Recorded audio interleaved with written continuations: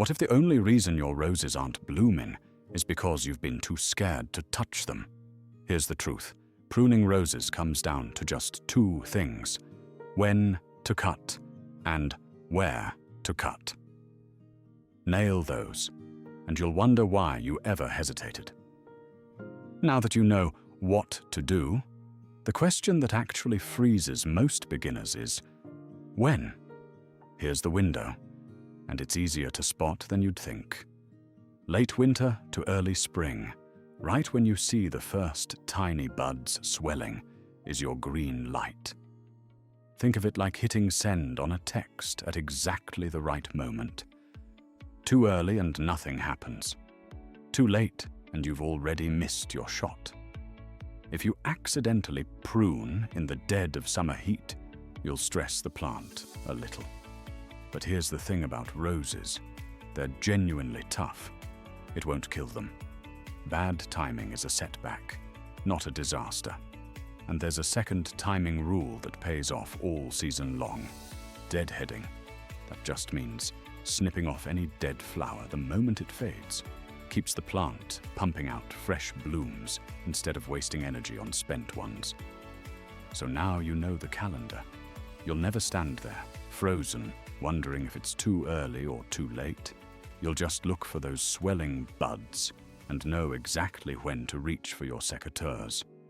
When do you actually reach for your secateurs? Do you wait for those swelling buds? Or have you been guessing the timing all along? Now let's talk about the where, because that single-cut location is what separates a bushy, blooming rose from a sad, tangled mess. Now that you know when to cut, here's the move that actually changes everything: where the blade lands. Every cut goes just above an outward-facing bud. A bud is just a tiny bump or eye on the stem, and outward-facing means it's pointing away from the center of the plant. Think of it like aiming a garden hose. You want new growth directed outward, so the whole plant opens up like a bowl, letting light flood the middle instead of getting trapped in a tangled mess. And here's the one extra detail that separates a clean cut from a rotting one. Angle the blade on a slight diagonal, maybe 45 degrees, so water rolls off instead of sitting on the wound and going mushy. Now, bad cuts happen.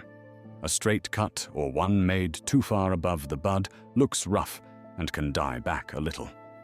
But the plant just pushes a new bud lower down. Not fatal, just a learning rep.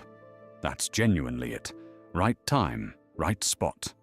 Grab your shears, find that outward-facing bud, make the angled cut, and more blooms are literally one snip away. Subscribe for more no-fuss gardening tips.